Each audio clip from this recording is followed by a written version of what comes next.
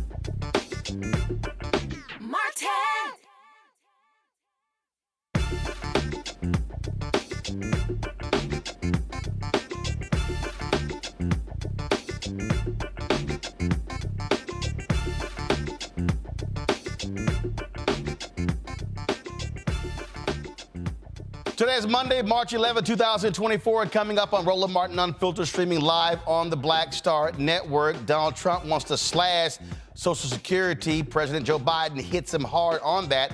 that would have a tremendous impact on black folks. The Biden campaign partners with three PACs. First of all, those three PACs announced a $30 million blitz targeting minority voters. The question is, what is being spent with black-owned media? Also, we'll talk with the leader of Higher Heights about what they are doing to get more black women elected to public office. Also, Quentin Brown with Collective PAC, one of the co-founders, will be also joining us talking about that ad spin and the issue as well. Plus, Joe Rogan and Christopher Rufo attack White House Press Secretary Karine Jean-Pierre, saying she's horrible at her job and she was only hired because of her identity.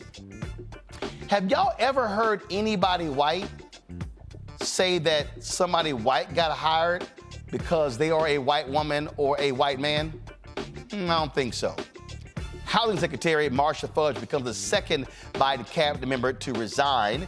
We'll talk about that. Also, so we'll talk about also, again, the Higher Heights poll. Plus, y'all, Fit, Live, Win segment. We're talking about Alzheimer's and its impact on African Americans. Plus, it's been 10 years since Mike Brown was killed in St. Louis. His mother will join us to talk about their scholarship effort. It's time to bring the funk. I'm Roland Martin Unfiltered on the Black Star Network. Let's go. He's got it. Whatever the miss, he's on it. Whatever it is, he's got the scoop, the fact, the find. And when it breaks, he's right on time and it's rolling. Best believe he's knowing. Putting it down from sports to news to politics. With entertainment just for kicks, he's rolling. It's on go, roll, y'all. It's rolling Martin, yeah. Rolling with rolling now. He's funk, he's fresh, he's real, the best, you know he's rolling Martin now.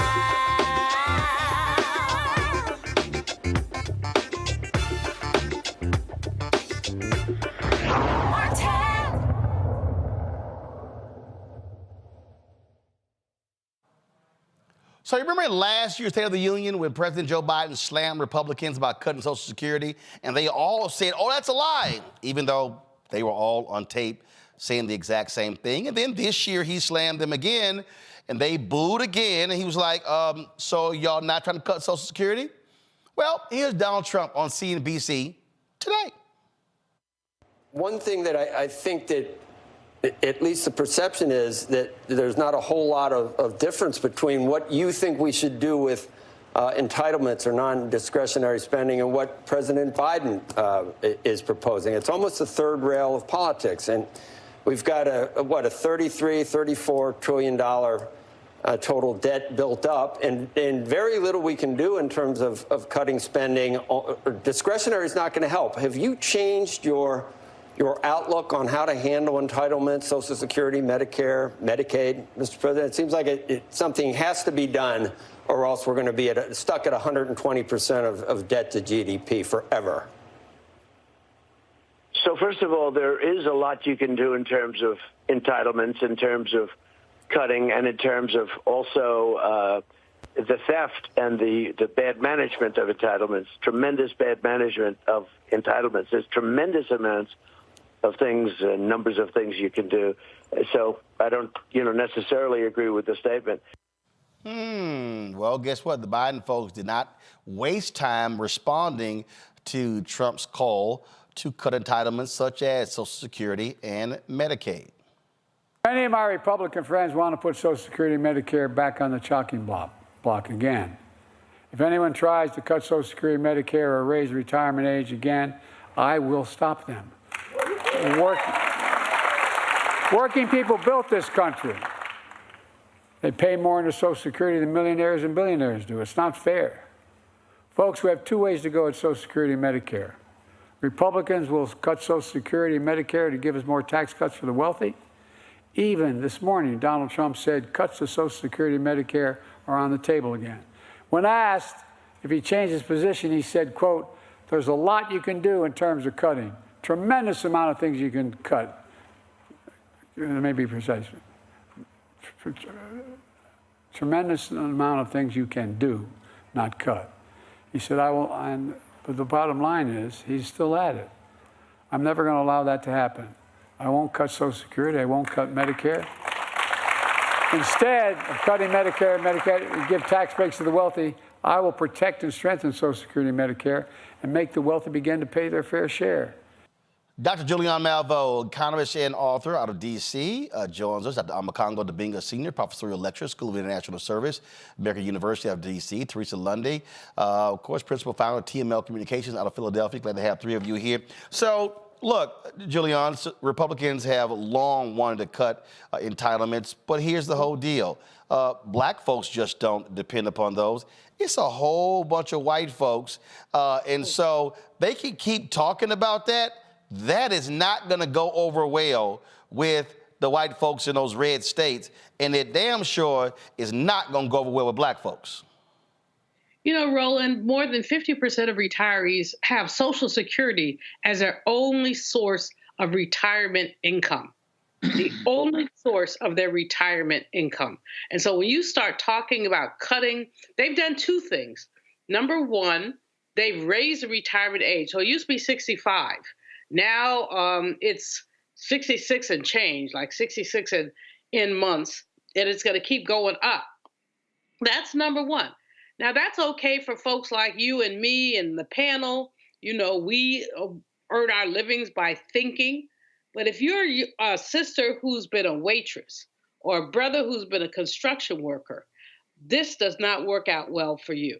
So number one, raising the age is a deleterious, unequitable issue. Now, number two, when you talk about who pays, you pay a percentage, about 12% total, which is divided by your employer and you, of your salary up to $168,000. So anyone who makes more than $168,000 has not paid any more into Social Security after like the first week of January. Now, why do they get a break? Because predatory capitalists, you know, I got to use my word, predatory capitalists are protecting them. If everybody paid the 12%, which turns out to 6% for you, if everybody paid that up to how much ever money they made, guess what? Social Security would not be in trouble. The orange man who wants to be president obviously has never paid into Social Security tax or anything else for that matter. We're not going there. But the other thing about that is he's protecting his friends. Elon Musk paid his first and last Social Security payment on January 2nd. And we could go down the list. So Trump is trick bagging folks, but that's what he's doing. People who are under 70 need to pay attention to this.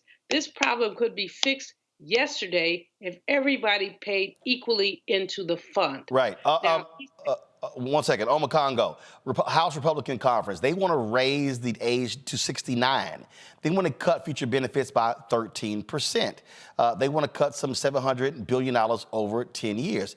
And again, what you're looking at are folks who I never hear them ever say, you know what? I think we spend enough on defense. I think we spend enough. It's amazing how defense never gets cut. It keeps going up. But they want to cut Social Security, and that's a non-starter for a lot of people in this country. Absolutely. And, you know, defense spending keeps going up as they keep trashing the military, right? So the hypocrisy is glaring. And I really believe that, you know, what Biden is doing is very strong. It's very important in terms of taking the messages to the people. But the people also have to take the message to these Republicans. I'm thinking about what happened over in France and the protests that were happening when they tried to raise the retirement age there. And I think that, you know, Dr. Malveaux breaks it down so clearly about what just a year raise in the age, year and a half raise, what it can do to people who fully depend on that. And so I think that Biden coming off the State of the Union, he got them again on Social Security, you know, the second time around. Keep taking that to the people. Surrogates, keep taking that to the people. Because like you said, this is not just a red state issue or a blue state issue. This affects everybody. And the more that they can bring these small messages home, you know, we always talk about, okay, what, you know, foreign policy and all of these other major things. But when people talk about these kitchen table issues, you talk talking about people's benefits for a system that's already paid into. They always make it Social Security look like it's this doom and gloom thing and that everybody's throwing everything into this failing system. This is money that's already taken care of. And really, at the end of the day, if we can raise people's knowledge about this, and not just with, the senior citizens and the like who are closer to needing it, with younger people as well, as Dr. Malvo said, dealing with people under 70 and 65, this can be as big a campaign issue, maybe not as big, of course, as issues relating to, things like abortion and women's reproductive rights. That's kind of like number one right now. But this can be a top 3 issue that people can really bring home to people during this campaign season, and I really hope that they nail that, because Trump is going to keep stepping in it and giving us more fodder if people keep asking him about it as well. Well, in fact, Teresa, his campaign, real quick, now they're backtracking on that. They know it's called the third rail for a reason. That's right. Yeah, it is. It's actually interesting because on the campaign trail, Trump literally had, this is in 2020, a few videos about Medicare and Social Security that literally said, under no circumstances should Republicans vote to cut a single penny from Medicare or Social Security. And now it looks like he's back in the opposite of that talking point. I think what it is there's so many backroom conversations. Even that interview he did on CNBC, it was, mostly I feel like the conversations got a bit confused on what he stands on. But as we look at, the next generation and new generation, this is something that we do have to be concerned about. Those who are working, $50,000 to $80,000 a year, and we're putting into a pension plan that is also thinking about that's a little bit wary for us. So I think that's where, we'll start to see a whole bunch of different nuances. But I think it's also a great opportunity for Biden's campaign to really, when we, again, talk about kind of reiterating some of my my panelists here, talking about some of those kitchen tables issues, this is one of them that I do believe hits every household. It does. In the Washington Post, they had this story here, how it was described as a very important or somewhat important issue. Go to my iPad. You see right here, overall, nearly 70% among Democrats, a little bit higher. Independents is lower, but it's almost the same number with Republicans. You see under 30 and 34, not as important, but 45 to 65, extremely important. 65 and up, that number goes past 75%. Guess who does well among voters 65 plus? Biden blows Trump away. Guess who votes at a higher rate than any other age group? 65 plus. So yeah, this is one that does real well for Biden Democrats. That's why the Trump campaign was saying, oh, no. He was talking about waste, not Social Security and Medicare. Right. All right, y'all, we come back. 3 PACs focused on minorities pledged to spend some $30 million to get the vote out. Is the Biden campaign, are they taking this seriously? What are they doing to drive what's happening on the ground to reach black voters? We'll talk to one of the co-founders of Collective PAC up next. You're watching Roland Martin Unfiltered right here on the Black Star Network. Hatred on the streets, a horrific scene, a white nationalist rally that descended into deadly violence. White people are losing their damn minds. An angry pro-Trump mob storms the U.S. Capitol. We're about to see the rise of what I call white minority resistance. We have seen white folks in this country who simply cannot tolerate black folks voting. I think what we're seeing is the inevitable result of violent denial. This is part of American history. Every time that people of color have made progress, whether real or symbolic, there has been what Carol Anderson at Emory University calls white rage as a backlash. This is the rise of the Proud Boys and the Boogaloo Boys. America, there's going to be more of this. Here's all the Proud Boys, guys. This country is getting increasingly racist in its behaviors and its attitudes because of the fear of white people. The fear that they're taking our jobs, they're taking our resources, they're taking our women. This is white fear.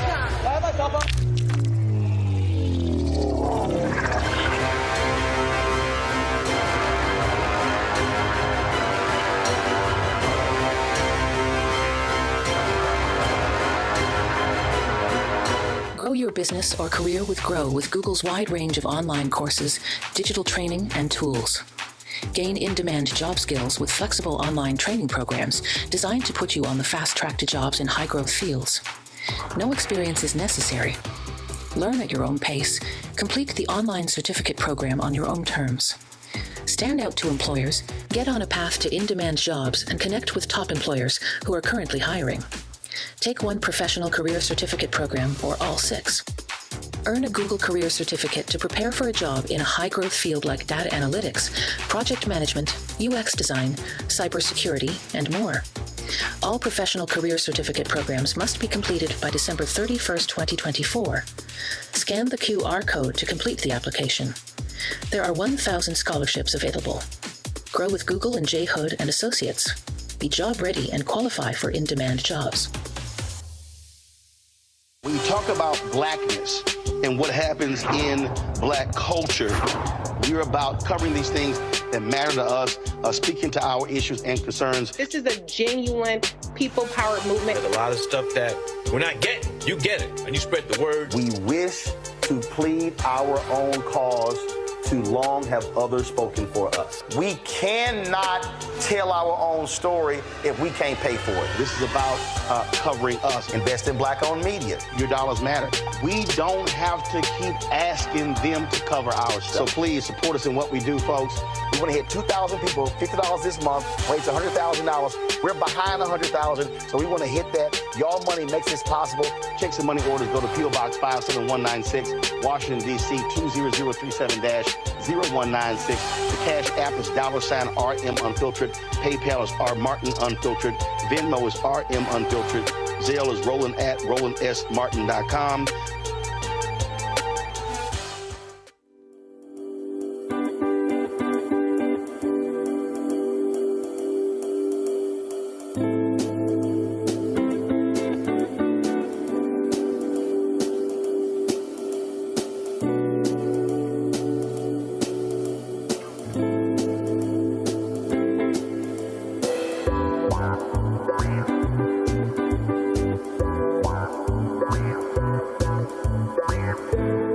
Next, A Balanced Life with me, Dr. Jackie. Just who do you think you are?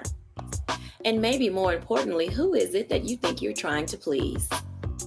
The answer to that second question is really wrapped up in the first. Think about that. Being the true, authentic you, no matter the circumstance. But we learn the art of forgiveness, not only of forgiving one another, but forgiving ourselves. And we also learn how to love ourselves so that we can love each other. That's next on A Balanced Life, here on Black Star Network. Hey, what's up? Geek Tony in the place to be. Got Cake Out Your Mama's University, creator and executive producer of Fat Tuesdays, a air hip-hop comedy. But right now, I'm rolling with Roland Martin, unfiltered, uncut, unplugged, and undamn believable. You hear me?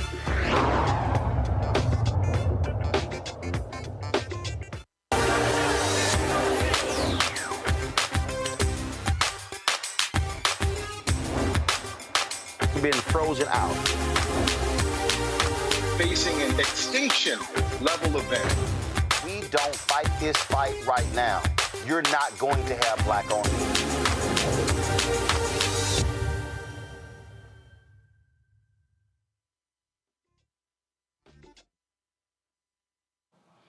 All right, folks, the Biden campaign has announced a $30 million campaign blitz targeting battleground states, specifically also targeting Black and Latina outlets. They're really going to be looking at, of course, a lot of March Madness is coming up, and so targeting folks who are going to be watching NCAA games. In addition to that, they also are ramping up their efforts on the ground, opening some 100 offices across these various battleground states.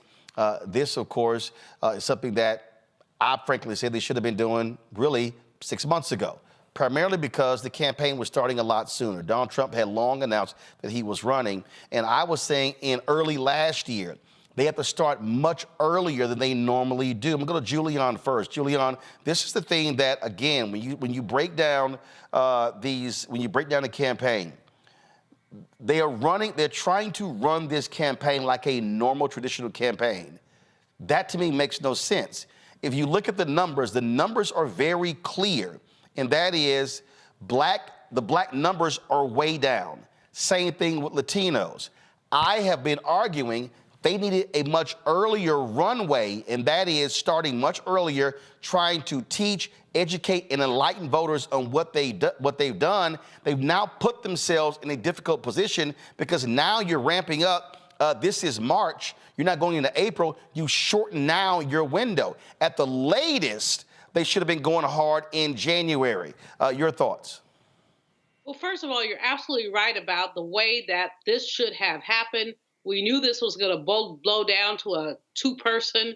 Dems should have been on top of it. But secondly, and more importantly, Roland, $30 million spend post the State of the Union, which was, Brother Biden did a good job. We're going to give him credit for that. But now $30 million is going to who? I mean, we know where the weaknesses are. They're in our community, where we're looking at as many as 20%, and some say 30%, of African-American people, especially men, leaning toward the orange man. So we're looking at that. We're looking at diminished enthusiasm among African-Americans, especially younger people. Who are the people who have these contracts? Who are the people what slice do we get out of this $30 million? We know that we represent roughly 30%, could be more, of the Democratic base. If that's the case, they're spending $30 million. Are we getting 30% of that $30 million? That would be $9 million. How much of it do you have? How much of it does BET have? How much does other Black media have? They have a whole array of podcasters and others who are getting little subsidies. How many of them are of African descent? How many of them speak to their base? You know, Roland, there's a company, I was doing some research because I want to know who they're spending the money on. And there's a company called Putnam. They've done 6 presidential campaigns. They're white-owned, and they're highly regarded. They don't even have black subcontractors. So what kind of spit is that? If Democrats want our vote, they're going to have to treat us like they treat everybody else. When they announce a $30 million spend, here's what needed to happen. They needed to say, and X number of dollars are going to independent Black media. X number of dollars, you can't say it, but I can, are going to Roland Martin Unfiltered. You have produced, supported every African-American cause. You have folks on every GD day, just about. What's in it? And I'm not talking about you, Roland.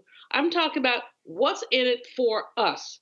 Most of us know that you speak to Black America. So you need about $1 million, $2 million, maybe $3 million there at Roland Martin Unfiltered. But not only that, we need to stand up for ourselves. I don't want to withdraw Black votes from Democrats at this time. I will leave the country if the orange man, seriously, I got 2 trunks in my living room. If the orange man is elected president, I'm up out of here. I'm 70. I can't do this spit no more. However, that's not the point. We don't want to withdraw our votes, but we want to be appreciated. If you announce a $30 million ad buy, who's getting the money? Here's McCongo. This is the CBS story right here.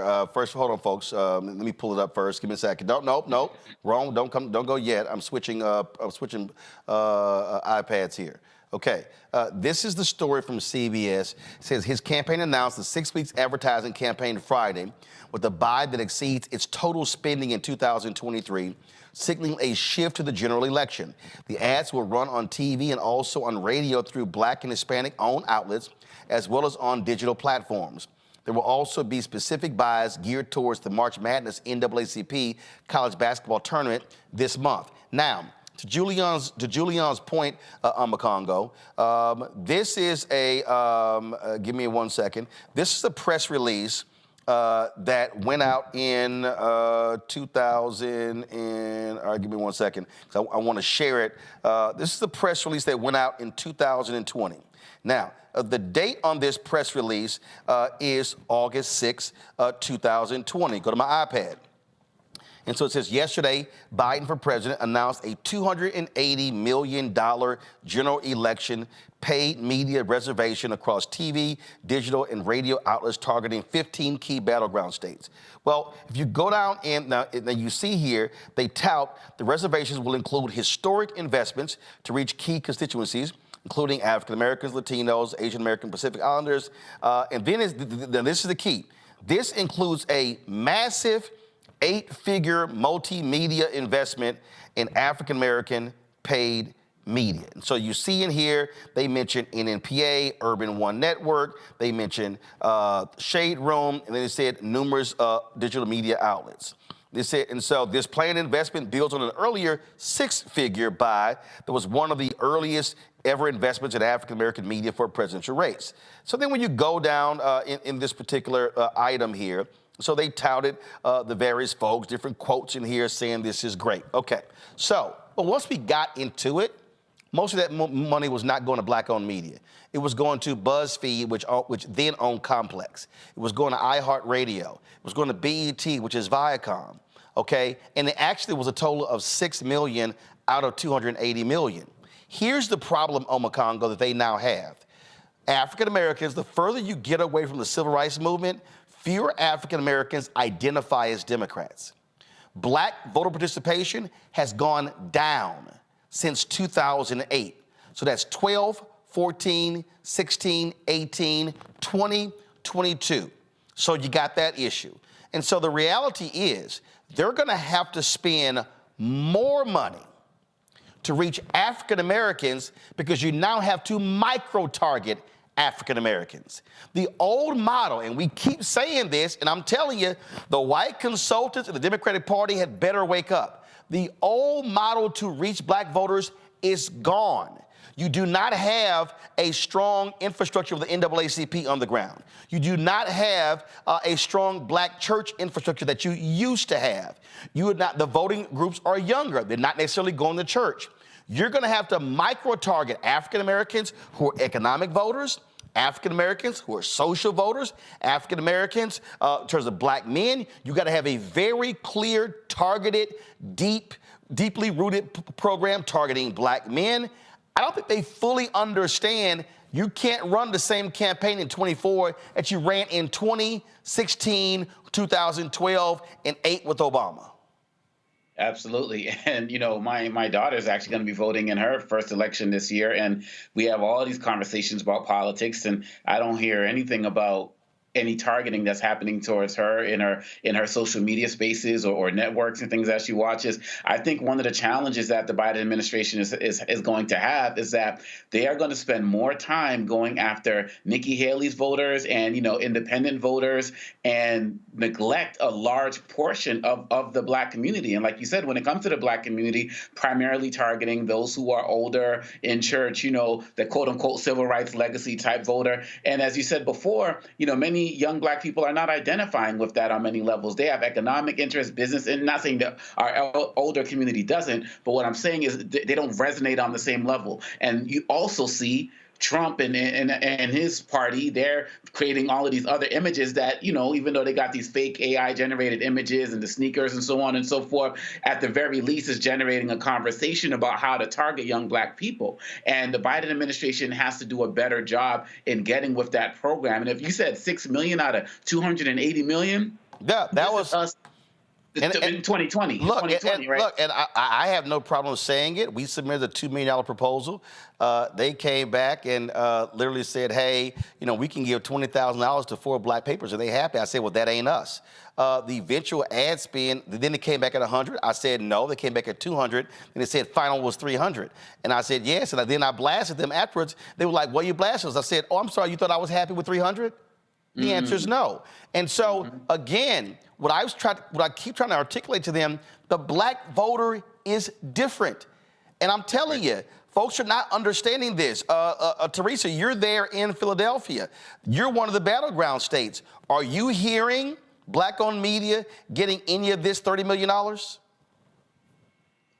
Well, yeah, I have two hats. Also working with the Pennsylvania Democratic Party. So I am hearing they are getting it. And we actually, because I'm actually in the room for these conversations, are actually targeting local Black independent papers here in the city of Philadelphia and other smaller counties across the Commonwealth.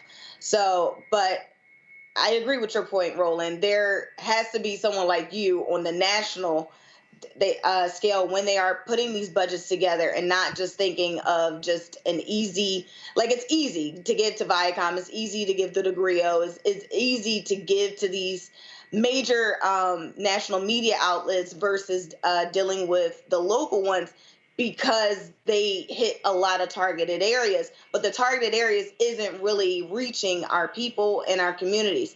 That's why in Pennsylvania, we made sure that our targeted approach was having the regional ones, but also the local papers, because the local papers are also still putting boots on the ground. Yeah. They're still, dropping it in corner stores. They're still, making sure it's at your doorstep versus the other ones who, say, hey, we're cutting costs because of circulation.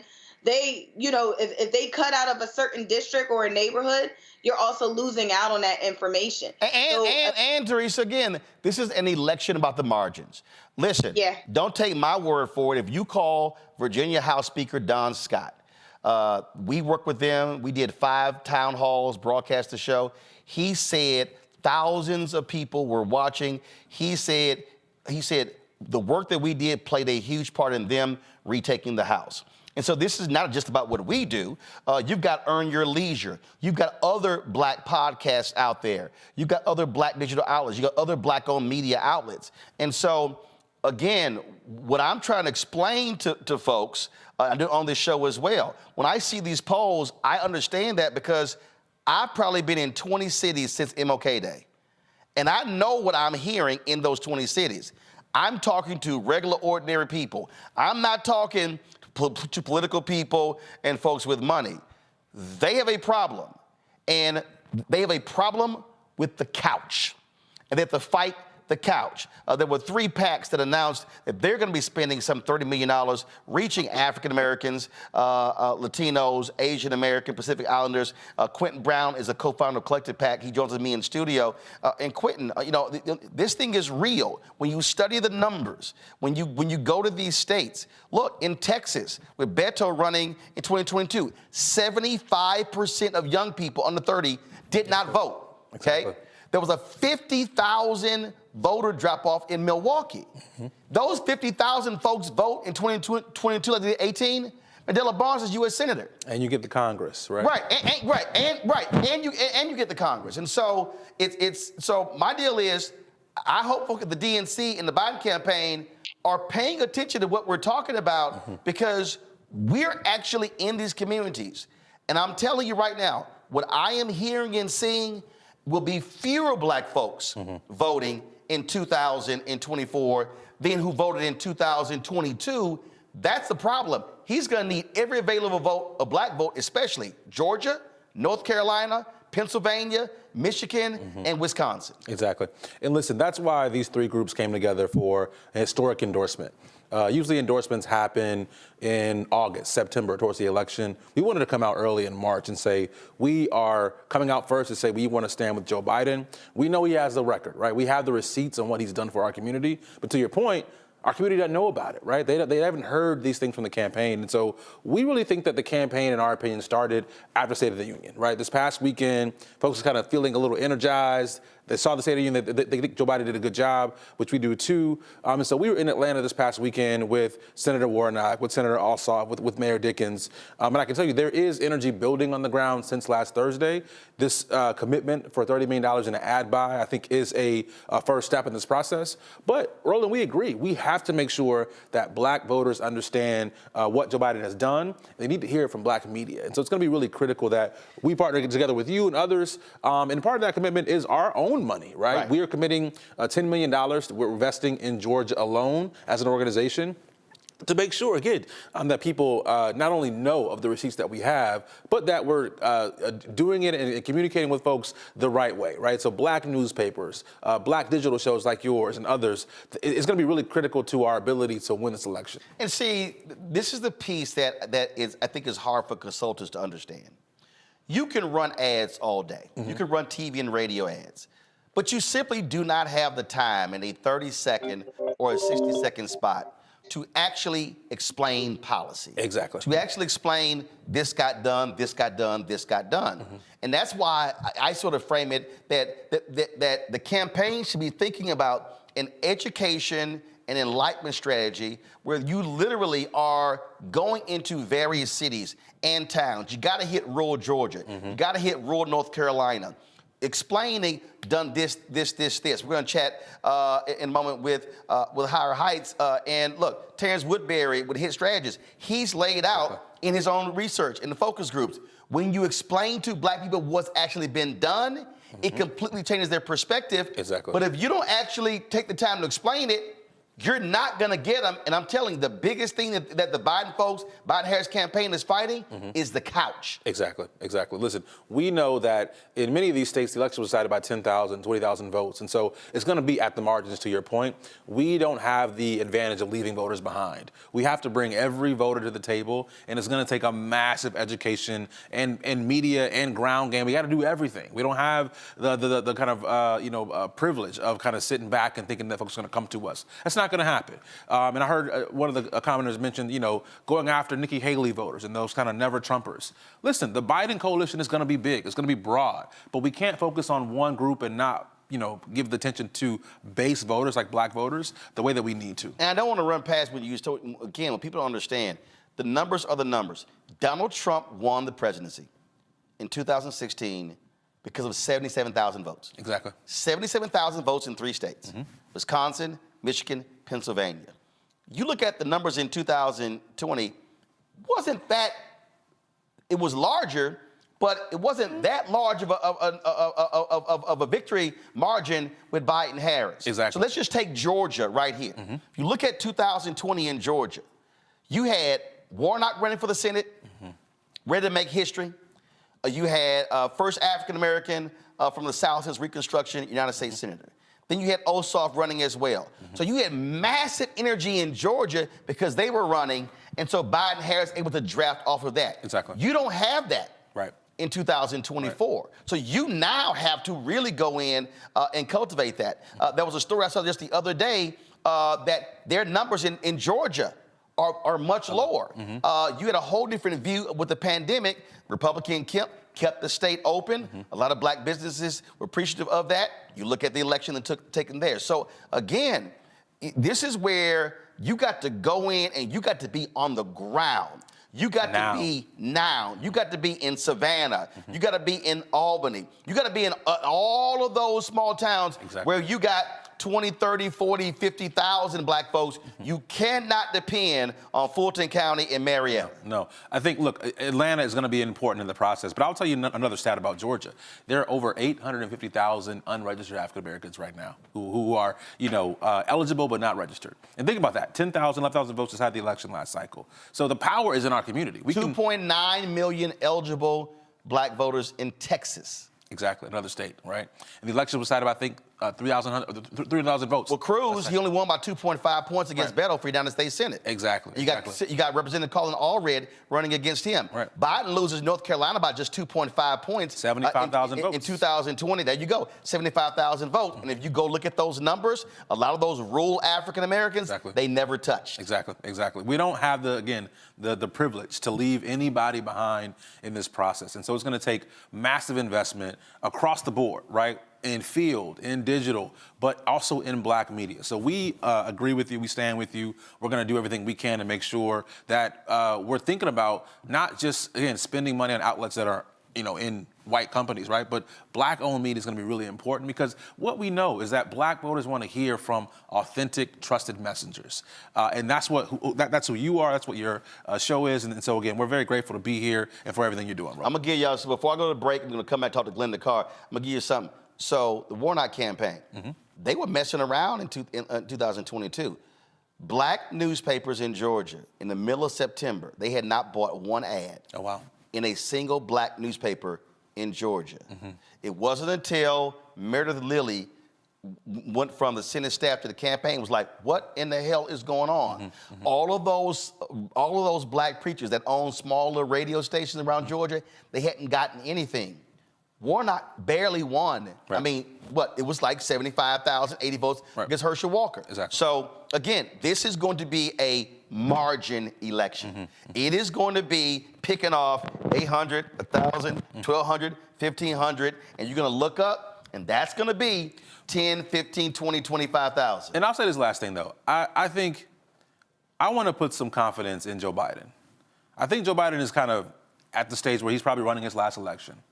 And I think he's understanding that he has to do things a little bit differently this time. He's not going to be able to depend on, kind of his history of being old Joe that we love. He's going to have to do some things differently. Well, here's the deal. My focus ain't on Joe.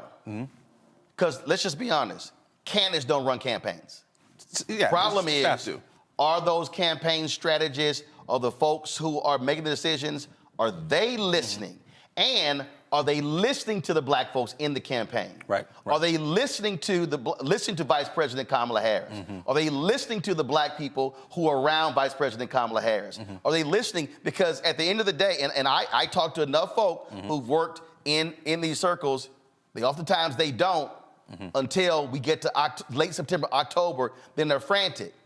Listen to black people early. Exactly. Then you're not trying to scramble late. Yeah. Hold on one second. We're going to come back. We're going to talk with the founder of Higher Heights, Black Women. They've got some concerns about this election, too. You're watching Roland Martin Unfiltered on the Black Star Network. Support us in what we do. Join our Bring the Funk fan club. Senior checking money order. P.O. Box 57196, Washington, D.C. 20037-0196. Cash App, $RM Unfiltered. PayPal, Martin Unfiltered. Venmo is RM Unfiltered. Zelle, Roland at RolandSMartin.com. Roland at RolandMartinUnfiltered.com. We'll be right back. On the next Get Wealthy with me, Deborah Owens, America's Wealth Coach, less than 5% of the top executive positions in corporate America are held by women of color. We know it's not because of talent. A recent study says that it's microaggressions, unconscious bias, and limited opportunities being offered to women of color. On our next show, we're going to get incredible advice from Francine Parham, who's recently written a book sharing exactly what you need to do to make it up into the management ranks and get the earnings that you deserve. I made a point to sit down and I made a point to talk to people. And I made a point to be very purposeful and thought-provoking when I spoke to them. That's right here on Get Wealthy, only on Black Star Network. Hey, what's up? Geek Tony in the place to be. Got Kicked Out Your Mama's University, creator and executive producer of Fat Tuesdays, the air hip-hop comedy. But right now, I'm rolling with Roland Martin, unfiltered, uncut, unplugged, and undamn believable. You hear me?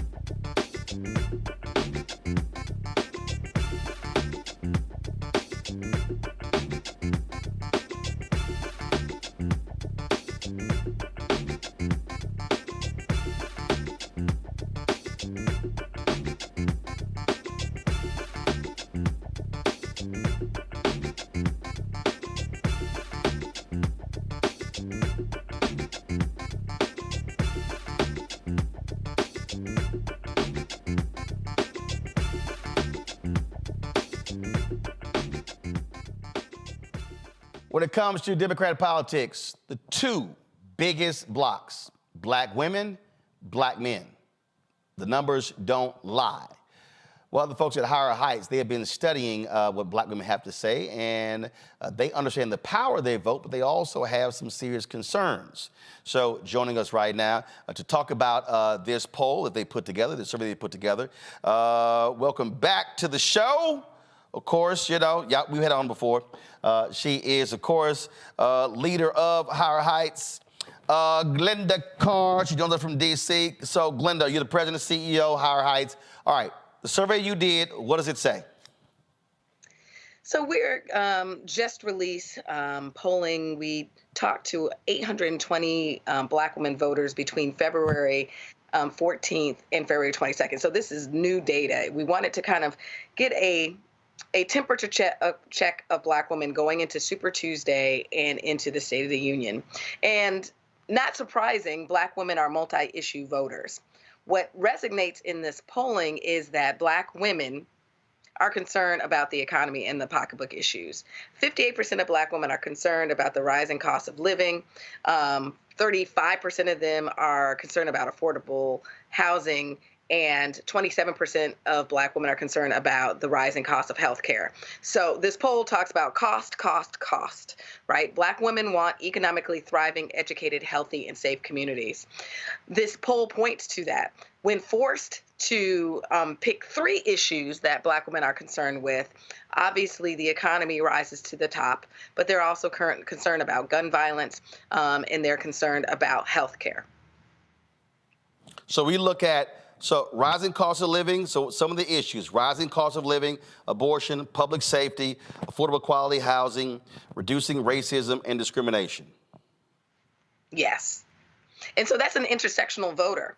So as we look at at candidates vying for our votes, they want to hear about the smart solutions and innovative policies that intersect at our ability to thrive in this community. And when you say candidates, we're not talking about just D.C. We're talking U.S. Senate candidates, congressional candidates, gubernatorial candidates, people running for state senator, state rep, all of them.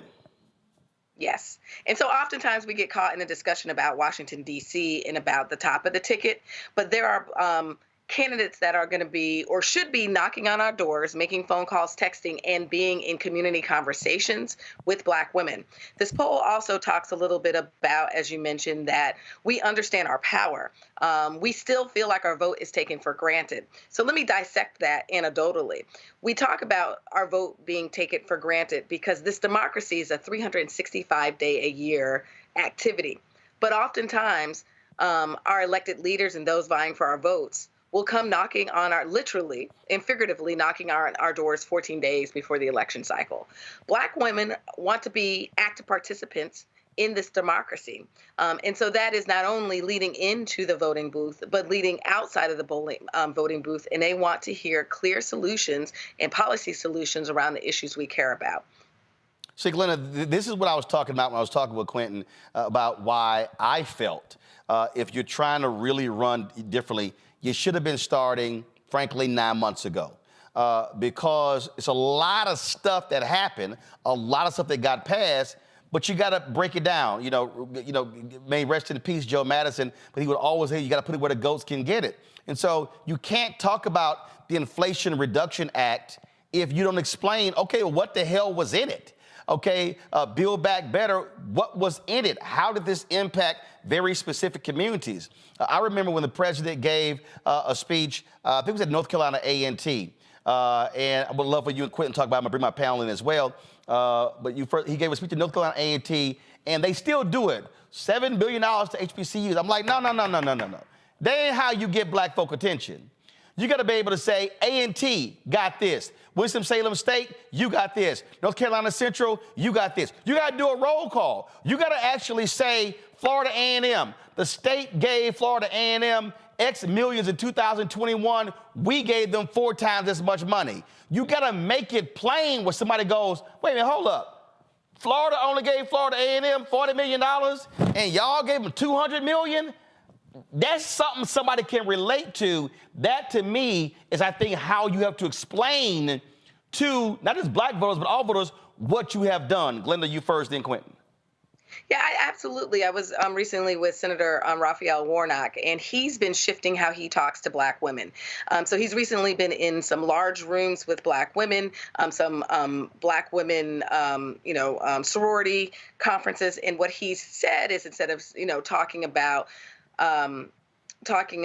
student loan debt forgiveness, he literally says, "Do you know anyone that has seen their debt relief?" And he said, almost every single person in that room may not have affected me, but I know someone that was able to do that. He then said there were women with two hands up. Not only did I benefit from it, but I know someone in my family or in my network. And so we have to put real life stories.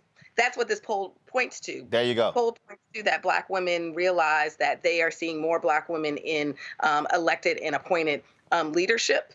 And so that is the strength. Sending out Vice President Kamala Harris to talk about reproductive freedom and the lived experience as a woman and a Black woman is a winning strategy.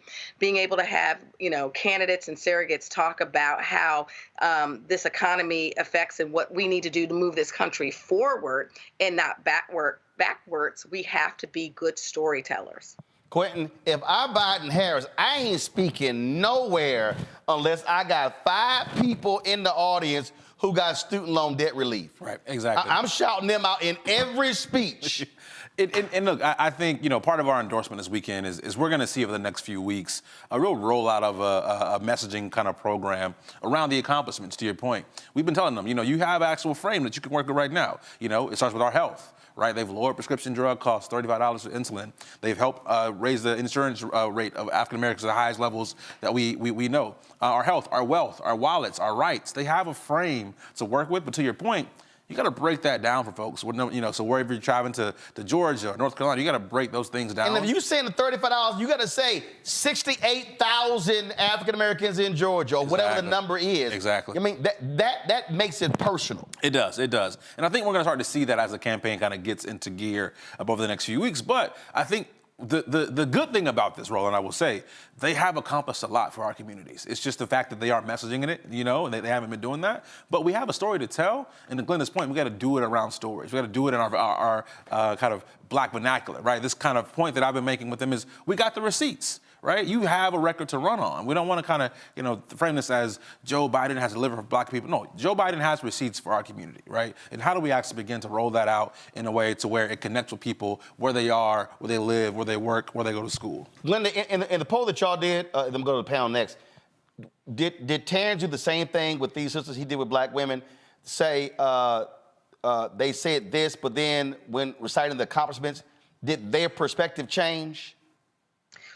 This poll was to do a baseline touch point on what they're interested in. We are at Higher Heights. We'll be spending the year. As you know, African Americans sometimes are not represented in polling, particularly polling that is not commissioned and designed for and by Black people. And so Higher Heights' commitment in this cycle to make sure we not only are we from a polling perspective, but focus group perspective, talking to Black women voters consistently in this election cycle, because we need to be limber, right? Just like the world changes in the way that Black women are being targeted by mis and disinformation, we actually need to be armed with how that is impacting them. As relates to the discussion around how are we spending our money, as you know, Black women, based on our poll, are getting their news from local news, ABC, CBS, NBC News, and social media, right? That is where you come into play, right? Roland, is like, how are we investing in and making sure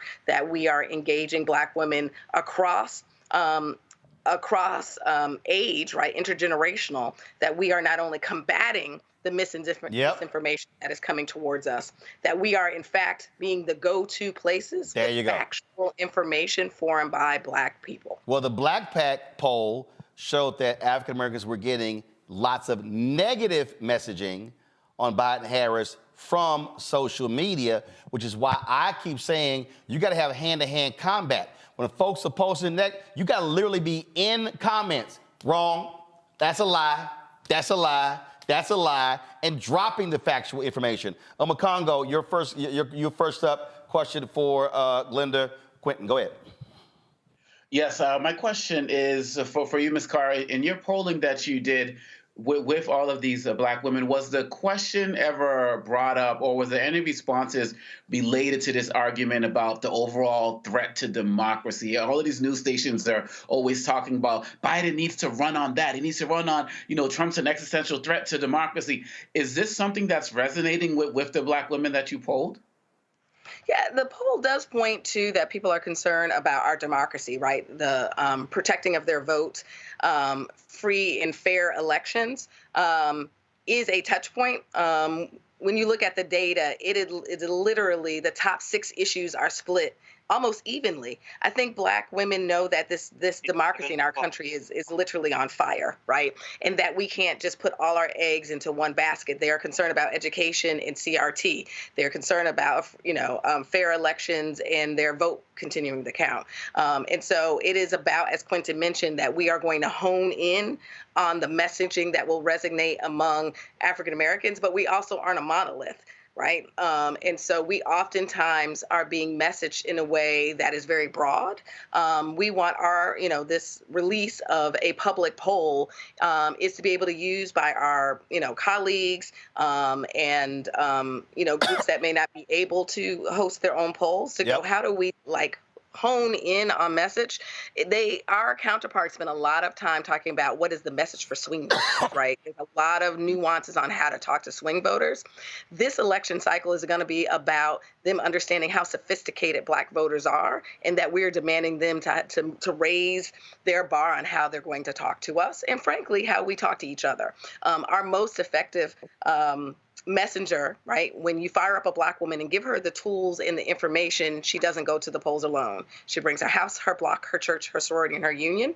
And polls like this and the work that our partners do at Collect Pack is that we're going to be very targeted about how we talk to and engage and motivate Black voters this cycle. And Quentin, the point Glynda just made, how you talk to us. The threat to democracy doesn't resonate with us. They're closing our polling locations. That's being very specific, which is a threat to democracy, but you got to talk that way. Yeah, exactly. Black people know that democracy really hasn't ever worked for us in this country. Right. And so it's always, we get that. It's always been broken. And so framing it that way, to your point, is not detailed enough, right? But talk about January 6th, right, an insurrection. We understand what trying to overthrow the government looks like. And they were mad about four cities. Exactly. Atlanta, Philadelphia, Milwaukee, Detroit. Exactly. That was the cornerstone of January 6th. Trump kept saying those 4 places. What are those 4 places? Black cities. Black cities. Exactly.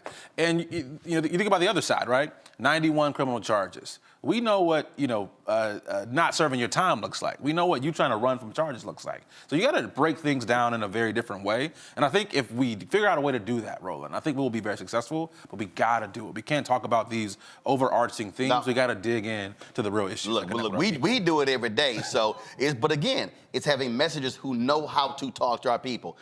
Teresa, your question for Glynda, Quentin. Yes. In your polling, did you ever ask the question of who are these women going to vote for overall? We have not deep dived in that. What we found in this poll is that overwhelmingly Black women are interested in engaging in this election cycle. They are concerned about their vote being taken for granted. That means there's work to be done. If you talk about it from a political lens, we now, in theory, have a presumptive, we know who our nominees on both sides are going to be. So we now have time to talk about motivating Black women. Of course, based on age, younger voters are less likely to be ready to vote in the cycle. So there's work to be done. And Glynda, your poll, how do you identify younger? Is it 1835, 1839, 1845? I'm gonna put that up for you right now. All right. It's based on, as you know, Terrence Woodbury did this work. And so there is this notion of your boomers and your Gen Xers. You have your millennial, I'm gonna talk about, Quentin, your older millennials versus kind of this in between of a Gen Z and a Gen Z and a cusp millennial. Right. And so it varies drastically. What we now have is, right, in two primary, we have two new very strong voting blocks, and that's what I'm calling them. You have uncommitted, which is a voting block that is being organized and funded, and then you have those who are saying they're staying at home, right? Yes. I call that the couch voters. Mm-hmm. And that's a vote. That is a very growing, strong voting bloc, right? And there is a discussion and motivation, and that crosses age demographics, right? There are people across age demographics that believe that they can't vote in the cycle, they can't vote for a Biden, and so they're sitting at home. Now, that's a conscious decision, but we need to spend some time talking about that. That is a conscious decision. That is not just you. That is a growing voting bloc. So at the end of the day, when you are sitting there, Roland, what did you call it? A couch voter? That you are actually impacting this election cycle. And so you will have to live with that consequence on the other side. Because what I say, Glynda, Black women sat out. Because what I say is, when our vote decreases, what then happens is you actually are making their votes actually go up. And so the reason black turnout was so great in 2008, it actually canceled out. Black turnout goes here, and white voters were pretty much right here. So it canceled out a lot of those particular votes. Obama won North Carolina by 14,100 votes. Biden loses North Carolina by 2.5 points. Look at the numbers. Black voters went down, and then all of a sudden, the margin of victory goes up. That's what you're speaking to. Yep. And at the end of the day, these national people don't think their vote matters. 2020, 2016 has proven, in particularly a presidential cycle, that every single vote matters, and the margins are so low, like narrow, that you just sitting some out. So there is I'm sitting out, self-identify sitting out. At the end of the day, there is a concentrated effort, right? Justice Quinton and our colleagues at Voto Latino, people who are investing in bringing out Black and Latino and Asian voters. There is a counter narrative of people spending millions of dollars to depress that vote. And that's a part of the whole deal, this whole democracy piece here, Quentin. And then this thing ain't anecdotal. No. It's real. It's sitting right there, so you got to confront it. Exactly. And I think what we started to see, I think, last Thursday at State of the Union is him being a little bit more aggressive, right, coming directly from the candidate. To your point, though, that has to trickle down to your comms team, to your digital team. Everybody has to be on the same page around punching back and being really direct around what's going to happen. He's calling out things that are happening wrong with immigration or democracy or who Trump's hanging out with, right? He's hanging out with other dictators. That's going to be really critical that we kind of point those things out, but we bring it home to where folks can connect. And then you're talking about Josh Stein running against Mark Thompson in North Carolina. Right, exactly. Listen, you got to pay attention to Sherrod Brown trying to get reelected in Ohio, because if he loses in Ohio, Tessa loses in Montana, guess what? Republicans now control the Senate. Now you're not getting more of those black judges. Exactly. Now you're not getting the agenda through if the Republicans control the House. And so this is also where connecting the dots matter. Julian, your question for Glynda. Glynda, I'm looking at your poll. It looks great. Thanks for your hard work. I have a question about the priorities and how we're drilling down on them. You said 58% care about housing.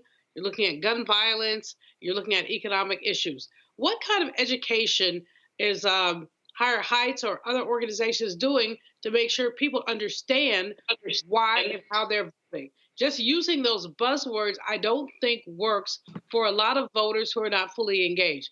What's the education piece? Yeah. Thank you for that question. I think it is the notion of storytelling, right? This allows us, this poll was very targeted towards media and stakeholders and those political junkies like me who like to, have the data behind this. It didn't surprise me that Black women are multi-issue voters, that Black women are concerned. Like, I am a Black woman. I know what I'm concerned with. I know what makes me, not sleep at night or wake up in the middle of the night.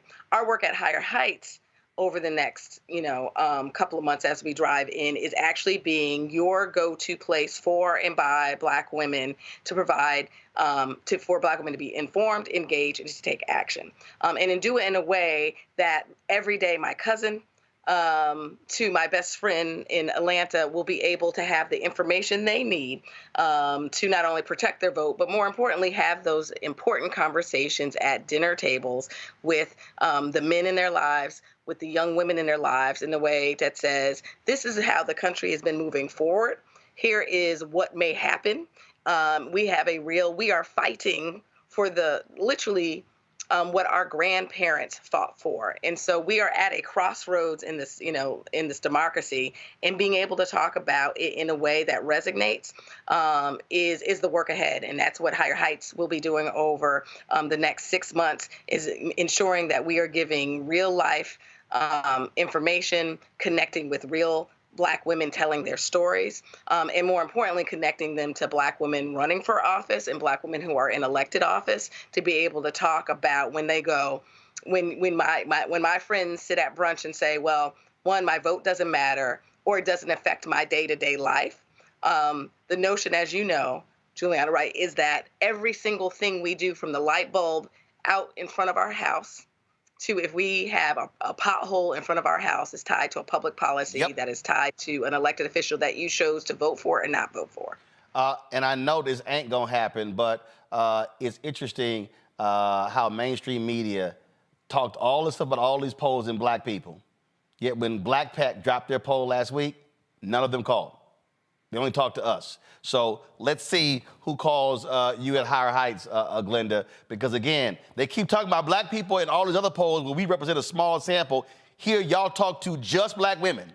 Collective Black PAC talk to just Black people, Black men and Black women, and they don't want to talk about those polls. So I always find that to be real interesting, but that's also why we got to have Black-owned media. Glynda, we appreciate it.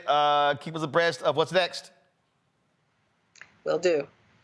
Quentin, it's going to be, it's a long game here, but what I keep saying is, again, we got to be constantly educating. Just, this is what happened. This is what's going on. And this is what will happen, because I'm going to do a whole 2-hour show on Project 225. Our folk got to really understand what MAGA has planned if they win. Exactly. And I think the other thing that we're not talking about is their plan really is to have an election decided by Congress. And if we don't make Hakeem Jeffries the Speaker of the House, it doesn't matter if Joe Biden wins if they try to hold up the transition of power in Congress. Well, actually, what they're doing is they're funding RFK, and what they're hoping that if Biden, they want to keep Biden under 270. Exactly. And if it's under 270, people don't understand. It goes to the House of Representatives, which Republicans control. Exactly.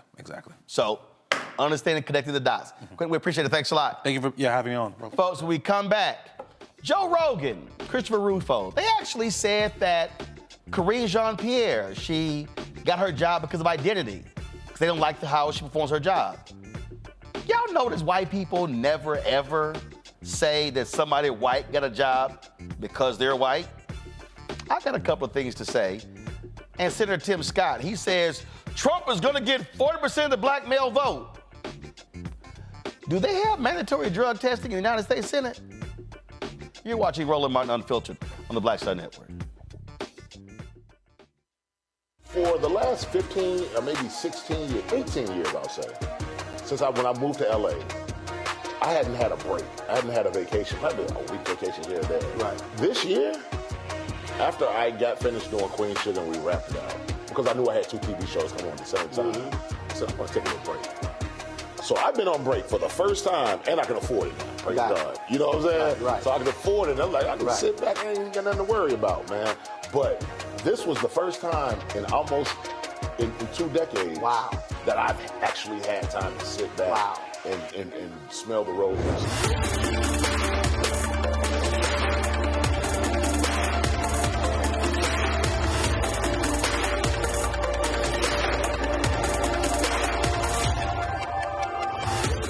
Next on the Black Table with me, Greg Carr. Democracy in the United States is under siege. On this list of bad actors, it's easy to point out the Donald Trumps, the Marjorie Taylor Greens, or even the United States Supreme Court as the primary villains. But as David Pepper, author, scholar, and former politician himself says, there's another factor that trumps them all and resides much closer to many of our homes. His book, is Laboratories of Autocracy, a wake-up call from behind the lines. So these state houses get hijacked by the far right, then they gerrymander, they suppress the opposition, and that allows them to legislate in a way that doesn't reflect the people of that state. David Pepper joins us on the next Black Table, here on the Black Star Network. Hello, we're the Critter Fixers. I'm Dr. Bernard Hodges. And I'm Dr. Terrence Ferguson. And you're tuned in to Roland Martin Unfiltered.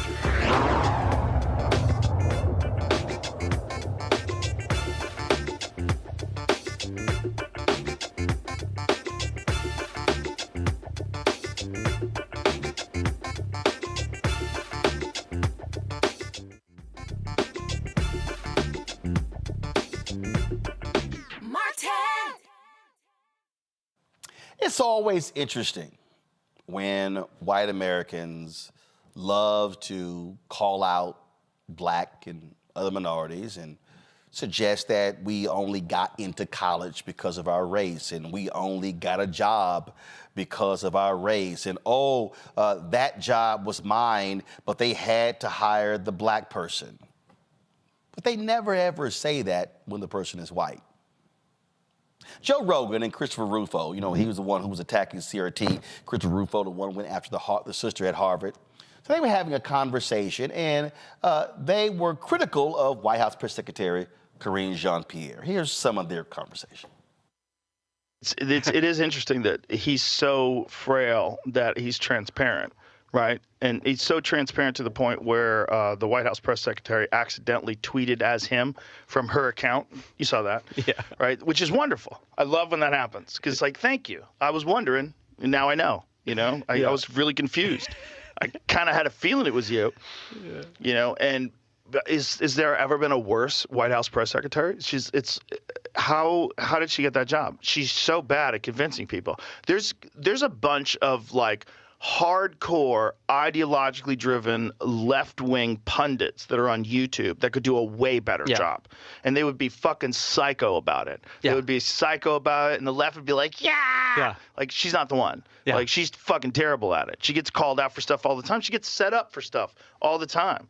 Like, Peter Ducey's always setting her up. He talks to her. Ducey's amazing. He's so good. He'll provide a little bit of this, but then what about that? Yeah. And, you know, she's just awful at it.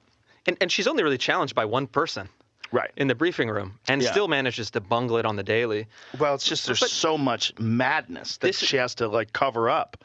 It's what – and look, this is, again, a kind of brass tacks way of talking about it, but it's what happens when you put identity over competence. Yeah. Everyone knows, like, explicitly, and then when you hire someone, it's a big celebration of all the different intersectional identities the candidate has. Yeah. You know, this is our first, you know, black, female, I don't know, LGBTQ, not really sure. Yeah. And so the problem with that, though, is when you're not making a decision based on competence, merit, excellence, you're buying into it at the front end on that different hierarchy of decision making, but then on the back end, you can't do anything about it. You say, well, you elevated this person for identity. You can't fire that person because of incompetence. Unless they steal women's clothes from the airport.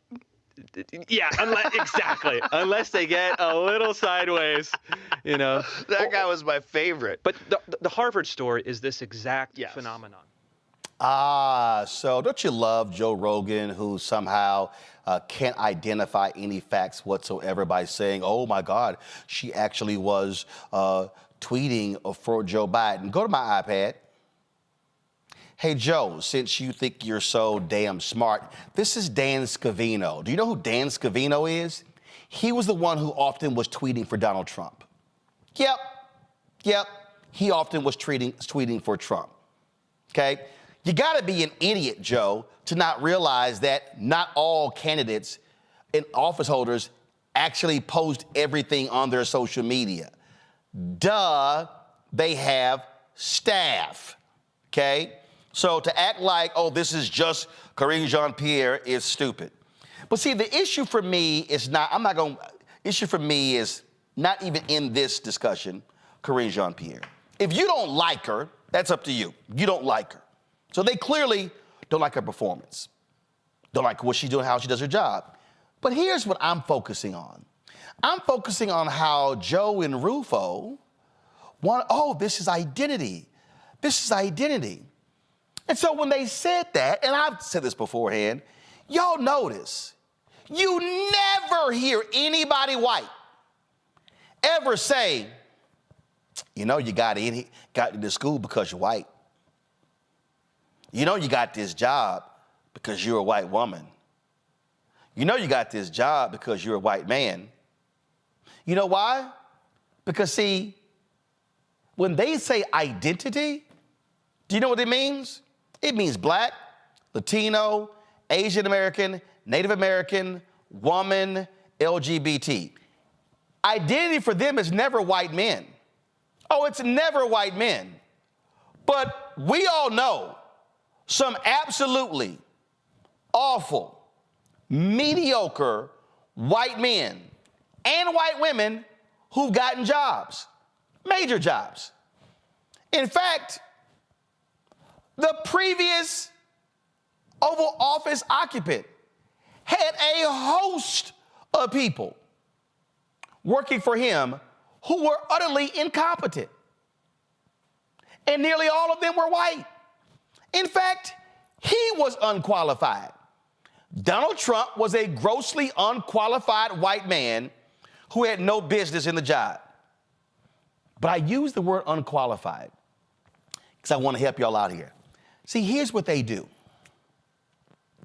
They only use the qualifier qualified when talking about us. See, so they automatically assume when it comes to whiteness that they are qualified. That's what they do. And so and I know somebody's going to say, well, Roland, you can't say that Joe Rogan is a racist. I didn't call him a racist, but he's pretty damn racial. And so is Rufo. See, they don't even realize when their whiteness comes through. Even in that conversation. See, if you believe that Karine Jean-Pierre is awful at her job, just say she's awful. Just say she's bad. But the moment you go to identity, now that changes the conversation. And again, I would love for anyone to show me where Christopher Rufo and Joe Rogan has ever said, man, that white guy is awful. He clearly got that job because he's a white guy, because he's a golf buddy with so-and-so, because he's a tennis buddy with so-and-so, because he sucks up to so-and-so. But that never happens. And all the black folks I know, and y'all watching and listening, y'all know how this goes. They always are trying to label us thinking we are a bunch of Clarence Thomases who will then be, oh my God, they criticized me. They called me a diversity hire.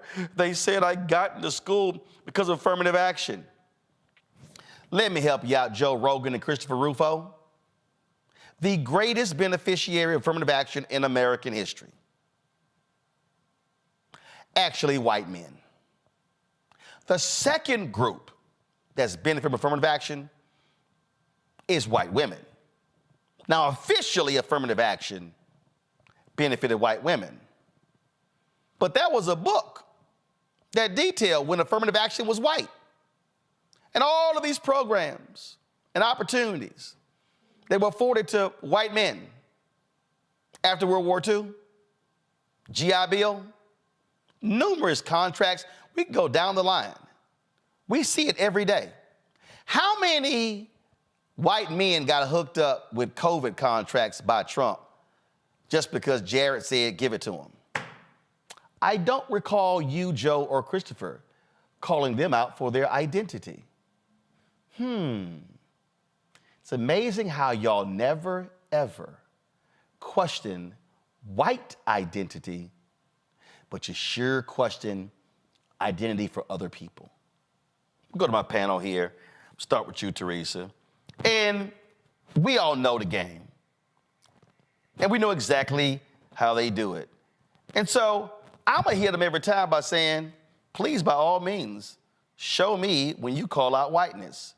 They never do, because they automatically assume they're always qualified and they always are excellent at the job. Yeah, and I think that's the most disrespectful thing, especially when we think about being Black in America and what that looks like. I've never been a fan of Joe Rogan and Chris due to probably the 2 years ago when on their podcast they had over 20 episodes where they used the N-word and also compare Black communities to the Planet of the Apes. And even with that, which I'm hoping Spotify is not on this $30 million spend, but even with that, it's troubling that, you know, as many folks, you know, get canceled for saying, you know, racial slurs and, you know, disrespect, these folks still continue to remain in our space. They continue to make monies off the backs of what we're doing. As it relates to Corinne, she is qualified. She has been in a position to lead the voice of the administration. But the ignorance of Joe Rogan and Chris that, you know, only, you know, the president in real time can tweet his own, that's just, again, them going backwards, them being prehistoric on how they use journalism and lack thereof. So, you know, the identity thing, basically, to me, you know, my 34 years of living always has said that we don't belong, and we never really were supposed to have these positions. So I'm not sure if I hear it as identity, but more so as just a racial slur. But the reason I'm pointing this out, Julian, because I want people watching and listening to learn to listen differently. And I've been calling this out for years. It's no different than somebody seeing me in my Texas A&M gear and go, did you play football? How did you arrive at that conclusion? That is a racial assumption, because I know what they're actually saying. Oh, black guy, look like stocky built. Oh, you went to a white school? Oh, y'all, you can only have gone there because you played football. But what they do here, and this happens everywhere, this happens in law firms, it happens in corporate America, happens in Silicon Valley, is what they do is when white folks don't like somebody, oh, yeah, you only got your job because you're black. I mean, I used to get these emails from white folks all the time when I was at CNN. You're not qualified to be there. And I'm going, fool, you can't even spell resume. You know, Roland, if you want a good laugh, back in the day when I used to do CNN, MIT would call me. They would always, you know, refer to me as an MIT trade economist. MIT got more calls on me than there was one other person than anybody else. Does she really have a degree there? I mean, they would call MIT alumni office to check my credentials, which was cray-cray to the cray-cray, and to the point that they had a little 3x5 card to say, if they ask you about Malvo, yeah, she went here, she finished in 80. You know, so this happens all the, here's the deal. Credentials and qualifications for all of these people, the norm is white male. And anybody who deviates from that norm, black woman, white woman, GBLTQIA person, if you deviate from the norm, then there are going to be questions raised. You got your job because you were, fill in the blank. No, you got your job because you were qualified. Because quite frankly, any of us who got those jobs understood that we would be scrutinized, that we would be looked at closely, and our credentials would be questioned. But so this conversation around Corinne is a stupid conversation. It's stupid because she, first of all, worked under Jen Psaki, who everybody loves. And Jen Psaki is the one who recommended Corinne, who was her number 2 person. Is this not white American meritocracy? Number 1 gives up for number 2. And Corinne has done a great job. Now, if I were having a one-on-one conversation with her, which I adore her, we're friendly, I'd say come a little harder. But guess what? If she came a little harder, what kind of other splash would we get? These ignorant white boys simmering in their privilege have the temerity to attempt to tear down a Black woman, which seems to be the sport of the day in these United States. Fani Willis, Barbara Lee, we can call the roll. And so these white boys, and I couldn't call them men because they are boys. Not only are boys, they're stupid white boys. They're out of order, out of line, out of control, and they believe that they are the center and the rest of us are the margin. And here's the deal. I mean, let's just be clear, Congo. Do we want to say Clarence Thomas got picked because of identity? See, again, though, they never want to do that. But again, you never hear white folks say, oh, they got that job because they're a white man. No, they only use that language when it applies to non-white people. Absolutely. And I see this across the country, whether I'm working with schools, corporations, government groups, this idea of Black employees having their qualifications questioned. It's a run-of-the-mill situation. And I can go right to the Biden cabinet right now. I mean, Pete Buttigieg is part of the LGBTQ community, but nobody brings him up as being hired for that part of his identity. Nobody talks about that. And so right there in real time, you're seeing how a situation is never brought up for the white man who's in office. People don't bring up his age. They don't bring him being young. They don't bring up any of that. Those types of issues are reserved for us. And like the late Joe Madison said, rest in peace, we got to read with a third eye and listen with a third ear, to really understand what's being said when they drop these little statements. And we have to also understand that if we don't call people out, people who have these popular platforms like him or Rogan, they get away with it.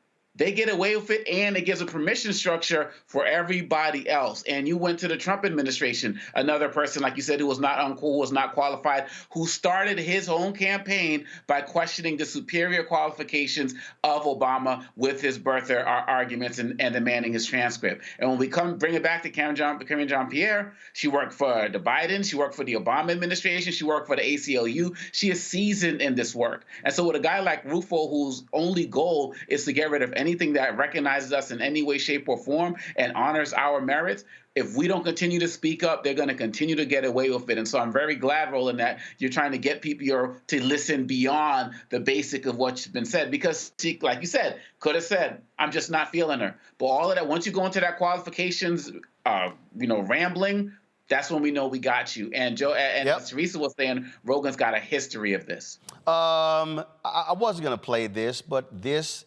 lines directly up with what I'm talking about. Y'all have the Bill Maher comment? Bill Maher? Huh? All right, so on Friday's show, Bill Maher, they were talking about, the campaign. They were talking about, what they should do and, Biden, all of them. Say it again. Do we have it? Okay, so they were talking about all they were doing, and so Bill Maher decides to throw out his idea of a dream ticket. Now, he's been highly critical. He's been highly critical at every turn of Vice President Kamala Harris. I mean, he's been criticizing her. He thinks she's awful. He thinks she's bringing nothing to the ticket. He's long said that she needed to be dropped from the ticket. So here's what he did on the show on Friday. Listen to this comment. I know it's crazy to think that she could run with Biden, but that's my dream. A unity ticket, and then he would, I think, definitely win, because nobody's going to, and of course she said some crazy things. Most politicians have, not as crazy as we've never been a racist country. I mean, that's pretty crazy. Wow. But you would literally destroy the Democratic base. I mean, take off the first African-American female vice president. She's a woman of color. Wink, wink. But it's just like black women are like the core of the Democratic Party. I know it's crazy to think that she could run with Biden, But Bill, you're an idiot. I mean, that just, oh, this is my dream ticket. First of all, you notice Mr. always complaining about identity. Why would you pick a woman? Why would you pick an Indian American woman? First of all, Nikki Haley disagreed with Biden on damn near every policy. Why in the hell would he pick her? Right. Two, oh, this is my dream ticket. See, this is one thing why I think Dems are stupid. Only Democrats entertain idiotic conversations. Hey, let's put a Republican and a Democrat together and it'll be great. So y'all always notice this, when a Democrat president wins, the press goes, are you going to seek bipartisanship and unity? Are you going to pick Republican for your candidate? And then the Democrat is like, oh, feels like they're blocked in. They go, yeah. You won't never hit the Republican said, yes, for bipartisanship, I'm going to pick a cabinet secretary who's a Democrat. They don't do that shit. They pick a Republican every time. Yep. So he now decides to, oh, this is my dream ticket. This is my dream ticket. And, well, it's not going to happen. This fool, Bill Maher, Bill, you need to make a decision. Either stick to comedy or go to school and be taught political science. If Biden even remotely entertained the thought of replacing Vice President Kamala Harris with Nikki Haley, Bill, it would guarantee a blowout. That's right. Guarantee. He ain't gonna win Georgia. He ain't gonna win North Carolina. He ain't gonna win Pennsylvania. He ain't gonna win Wisconsin. He ain't gonna win Michigan. And hell, he may end up losing Illinois. He may end up That's how stupid that suggestion is. And then Bill goes, well, both of them are women of color, so aren't they just interchangeable? That's a dumbass comment to say. Real quick through the panel, about 30 seconds each, Teresa, Omakongo, Julian, about that dumbass comment idea from Bill Maher. Teresa? Well, that comment is unfortunately what most folks in the back rooms are thinking about. And it's very unfortunate because if anybody even paid attention to Nikki Haley's comments and concerns of how America should be ran, it is the complete opposite of President Biden. So we would just be hiring Nikki Haley for a Republican ticket. And just know, to your point, Roland, about, Republicans do not put Democrats in their higher executive position is a true fact. And I have no idea why Democrats do say that that's how they're going to achieve bipartisanship, which, as we can see, it has not. So when they ask that question of McCongo, a Dem president should say, hell no, I'm picking all Democrats. Yeah.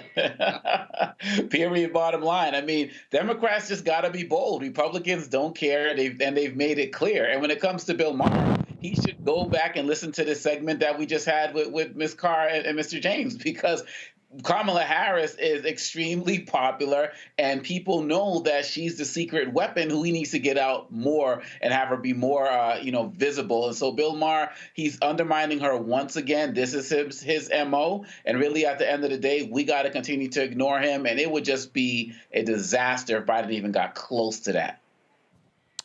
Julian?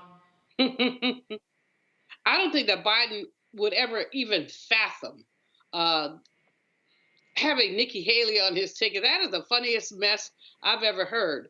Maher overestimates his influence. He is a comedian. He funny.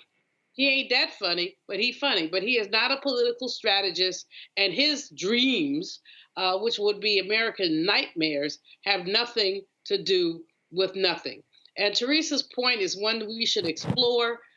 Democrats always want, we want to play kumbaya. We want to be the nice guy. We need to stop that mess. So we'll put a Republican in, and we often do, When have you seen a Republican put a Democrat in? This is not called equal time, Bill Maher. Hell to the GD, no. That's crazy. All right, listen, I got to go to break, but real quick, we got to end this segment on a funny note, courtesy of Tim Scott.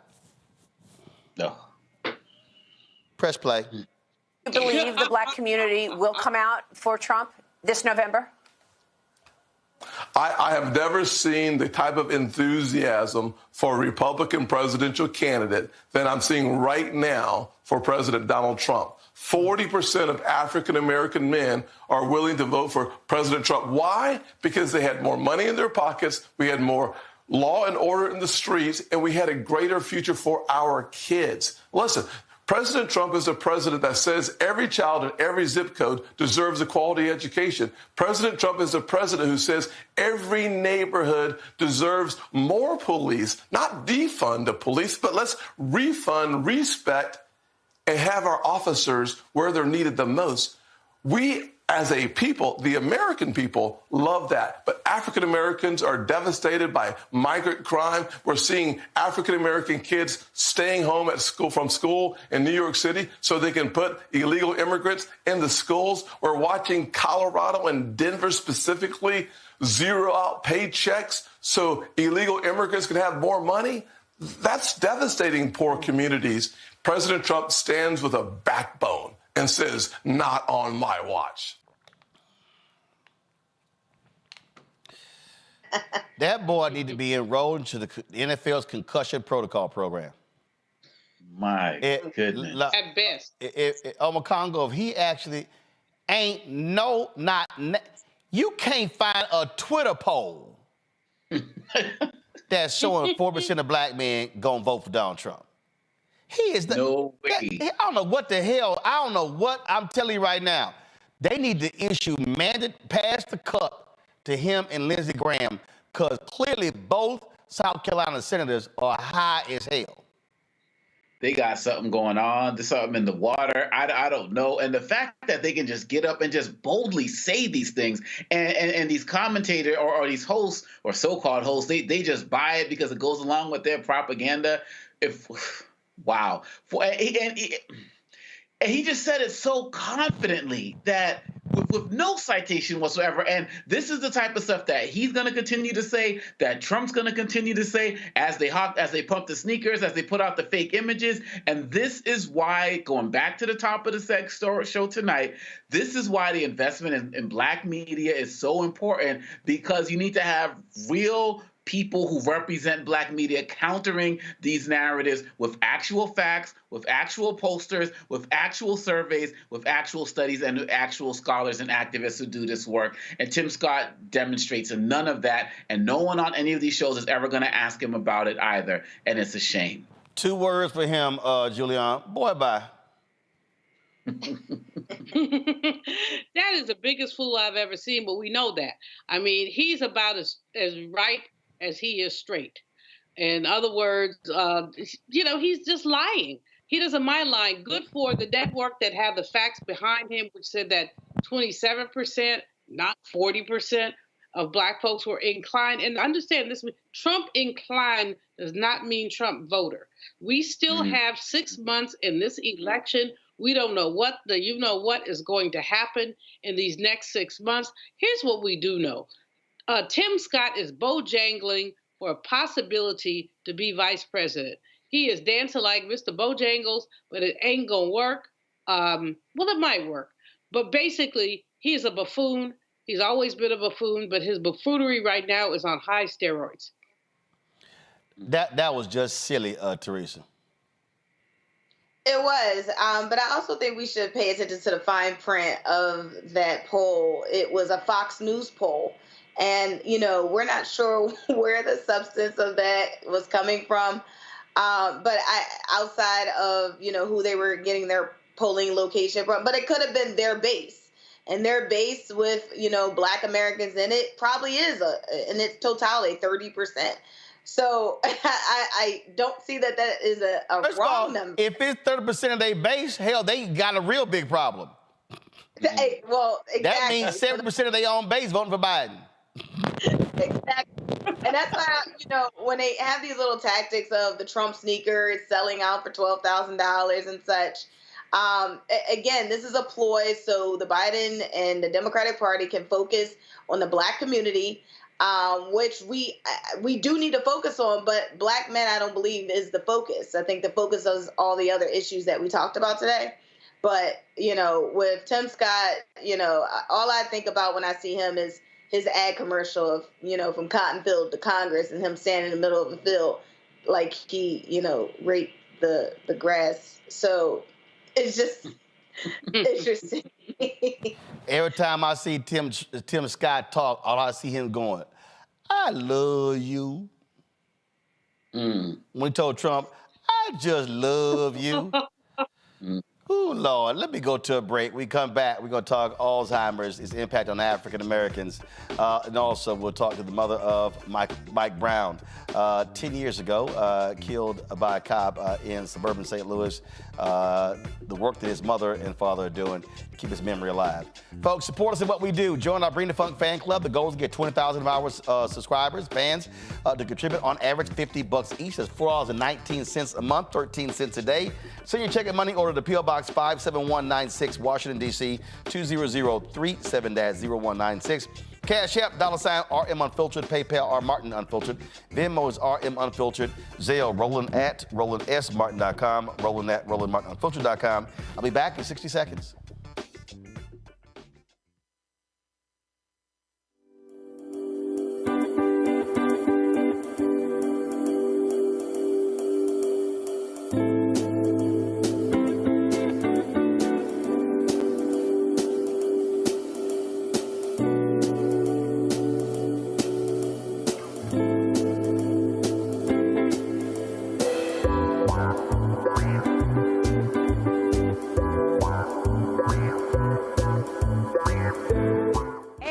It's Sammy Roman. Hey, it's John Murray, the executive producer of the new Sherry Shepherd Talk Show. It's me, Sherry Shepherd, and you know what you're watching, Roland Martin Unfiltered.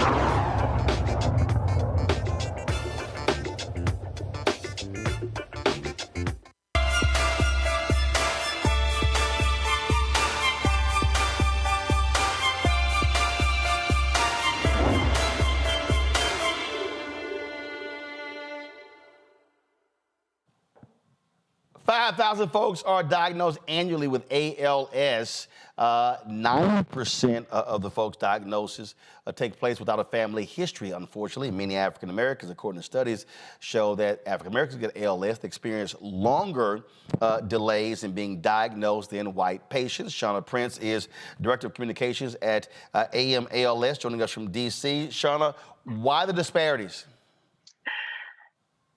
Thank you for having me, Roland. And the organization is ALS. I am ALS. Go ahead. I'm sorry. Thank you. So there are several reasons for the disparities between the with the diagnosis. A lot of people think that ALS is what commonly some folks would just simply say is a white man's disease, but it's not. So let's back up a little bit and talk about exactly what ALS is. ALS is a nervous system disease that affects the nerve cells in the brain, the spinal cord, which causes loss of control of the muscles needed to move, speak, eat, and even breathe.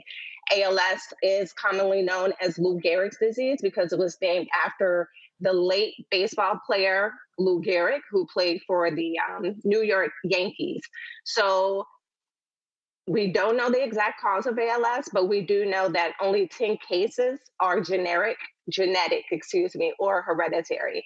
So when it comes to the Black community and trying to understand the disparities between the two, a lot of people need to understand that it's really the research. A lot of us need to participate in the clinical trials. And when I say a lot of us, I mean the Black community, the African American communities. We need to be part in the data collection so that we are included in these numbers. A lot of the numbers are just not accurate because we're not taking part in So how do we become a part of these studies? How do we do that? So whenever you hear about a clinical trial, you can also check our website to find out about clinical trials. The other thing is when a lot of us go to the doctors to find out what's going on, if we have a weakness in our hands or anything like that, a lot of African Americans are diagnosed later than the typical white person when it comes to this disease. Not saying that it's completely based on race, it's simply saying that diagnosis with ALS does take a while to simply identify. And so what is, so I get hearing about it, but when these trials come up, what is the outreach to African Americans? What is the advertising outreach? What is the organizational outreach to be included? Because again, for a lot of people not realizing, yes, it's named after Lou Gehrig, who played baseball. Go to my iPad. I mean, this is a list of NFL players that have actually been diagnosed and who've had ALS. And so, I mean, these are folks who are, again, who are athletes, top of their game, and they've been impacted. And so for folks who don't understand, I mean, we still don't know really what drives this. And so what's that outreach effort? So when it comes to the outreach, it's organizations like I Am ALS. We are an organization that is looking to do the work. We are doing the outreach. That's why I'm here on the show today. A lot of African Americans, we think this is a disease that does not impact us or affect us in any way, but we are part of those numbers. We need to make sure we are aware of organizations such as I Am ALS. I just met a young man the other day when I was out for a walk doing the CIAA in Baltimore, and just casually talking, come to find out one of his best boys, his mom is battling ALS. A lot of us in our community, when it comes to disease, we suffer in silence for some unknown reason. We do not have to suffer in silence. This is an opportunity for us to find our communities, find those organizations that actually care, and use these resources to our best abilities. I Am ALS has support groups for those that are living with ALS, as well as those that are impacted. That means family members, friends. A lot of family members turn into caretakers. That's a heck of a toll to take on as a loved one of someone battling ALS. It's a deadly disease. So you're watching your loved one literally digress in their health right before your eyes. That's tough. You need someone to talk to. We have peer support groups. We have many shades of ALS, which is for minorities specifically, to sit and be able to talk about the various struggles that they have. It's a very expensive disease. A wheelchair could cost $5,000. For you to be diagnosed with a disease and then suddenly you need a $5,000 wheelchair, that's money that's going to come from where? So organizations like I Am ALS, once again, we help you with that journey. We meet you where you are, and we walk that journey with you to find where those places are, where those clinical trials are being held. They may be in your area, they may not, but at least we are giving you the information to find out your best bet to try to live a better life, because unfortunately, the lifespan of those diagnosed with ALS are typically between 2 and 5 years. Questions, real quick run from my panel. Julianne, you first. Sure. First of all, thank you for the work. It's so very important. I have a cousin, Myrna Malveaux, who is the mom of Suzanne Malveaux, who many of us know, who actually made her transition after having ALS, and very familiar with the many adjustments that had to be made, the equipment, its cost, the care that was taken. One of the issues, there are two things that I want to raise up. One, why aren't we in more clinical trials? We don't get the information, that's one thing, but when we do get the information, we don't necessarily choose to join clinical trials. So the reluctance of Black people in clinical trials concerns me. The second question I have around ALS is why there has not been more we've seen people, and Suzanne and her family did a great piece on CNN, but we don't hear a lot about Black people with ALS and what it means and what it costs and how devastating it is. Who takes up that public information campaign? So that again is why I am here tonight. I am looking to really raise the alarm, if you will, within the Black community. We don't know about it. We hear about diabetes every day. We hear about high blood pressure. Those are things that sadly affect the Black community at a higher rate. When we hear and think about any other disease, it's kind of like, that won't be me, right? We all think we're immune to certain things, but we're not. And until this hits your doorstep, that's when people pay attention, sadly. But again, organizations like I Am ALS, we are looking to get our voices out there. We're looking to make the impact and let people know that we exist. So even if you find out about I Am ALS after your diagnosis, it's not too late. They're still welcome. We're still going to assist them. We're going to make sure that they are receiving all of the resources that they can. The reason I'm here, again, is to raise the awareness for people to at least have it in the back of their minds to know I Am ALS exists. They are here to assist me. We don't care about your race. We don't care about your gender. We do not care about your religion. We want to make sure that people are aware that we exist so that then when those clinical trials come along, we can reach out to our community and simply say, hey, this is an opportunity to share your voice and then get the assistance you need. We're a volunteer-based organization, so we have people on Capitol Hill, we have a legislative team, we have outreach. We are very, very strong, small but mighty organization. So anyone that wants to volunteer with us, go to iamals.org. You can volunteer with us in any way. You can be an advocate, get your representatives to understand the importance of this disease and to join us in battling this disease. Congo. Everyone's voice. Congo. Thank you so much, Ms. Prince, for the great work that you're doing.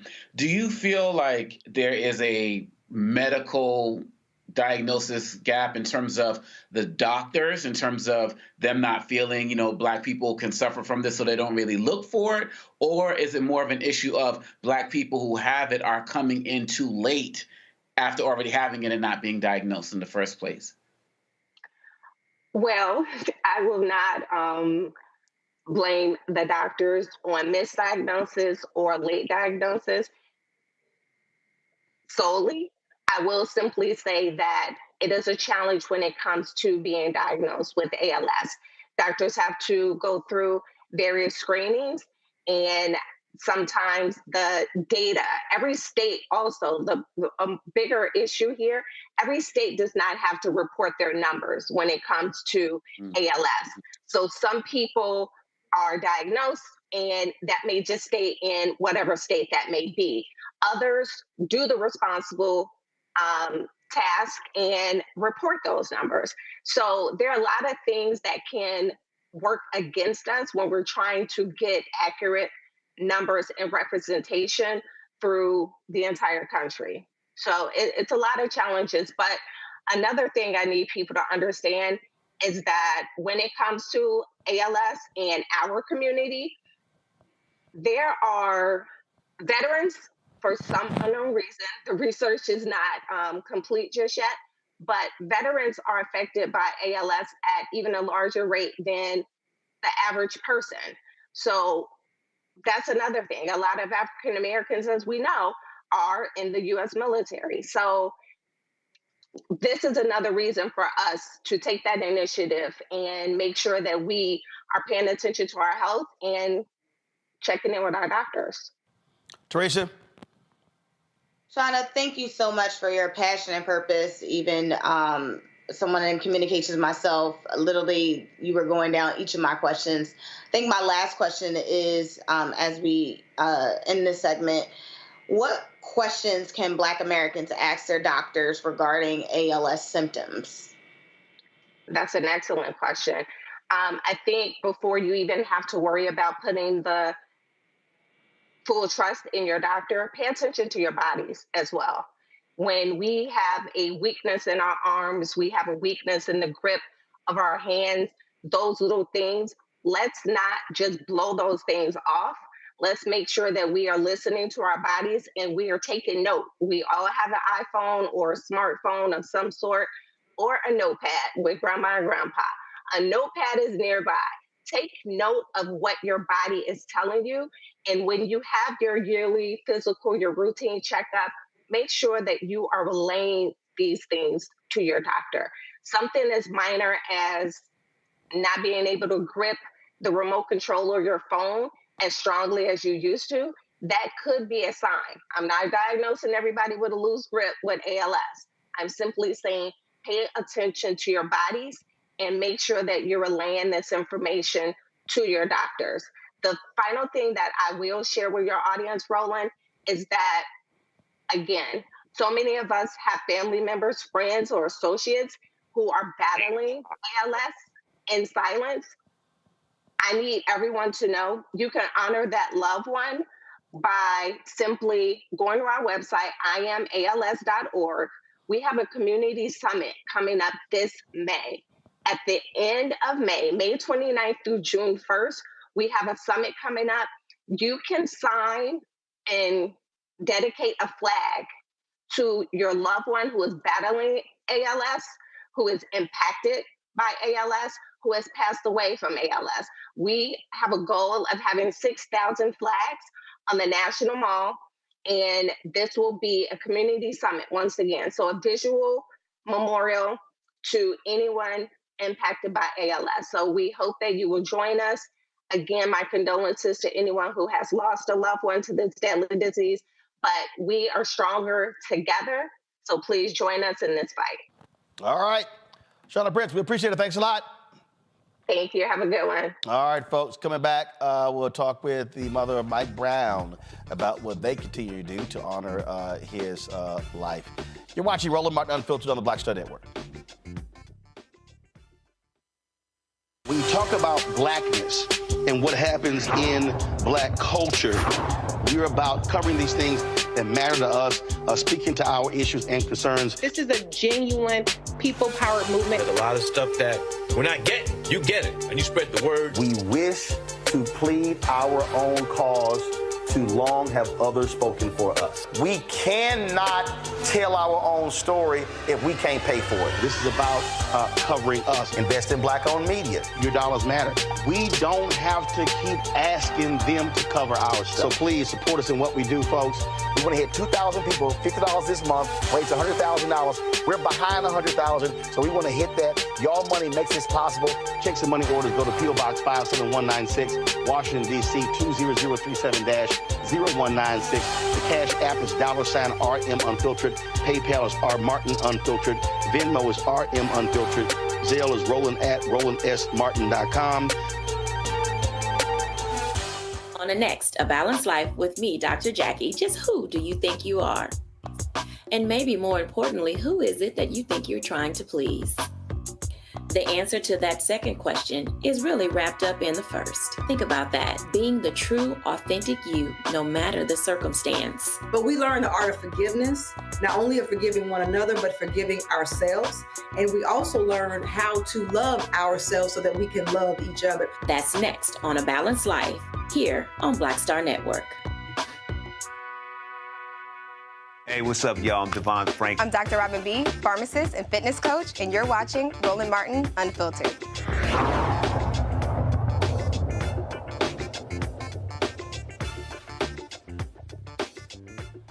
Well, Teresa Omakongo-Julian's going to be a lot of upset white people in Virginia. They've now become the second state to ban legacy in admissions, joining Colorado. That ban took place in 2021. Republican Governor Glenn Youngkin signed the bill, House Bill 48, on Friday. It will prevent family connections from giving applicants to prestigious institutions such as the University of Virginia and William and Mary an upper hand. Boy, you know, they always crying about DEI and affirmative action. Let's just get rid of them legacy admissions, Teresa. Well, it's a disgrace because, when we talk about generational wealth, when we talk about, legacy admissions, it means, it's honestly, it's the same thing that Harvard, Yale, Stanford, that they have, right? Somebody's grandparent, somebody's father, somebody's mother went there, and thus, their kid goes there. Legacy is all of a sudden a bad word, and I think it just does damage onto the next admission student. So frankly, if it's banned, then maybe I should just go one time and never recommend this school. And I think institutions and universities should take a look at that a little bit closer. It's also a throwback to Jim Crow on Congo, because if your grandparents went to Virginia schools and you use legacy, guess what? They weren't admitting black people. So that means that white student has an upper hand over the African American.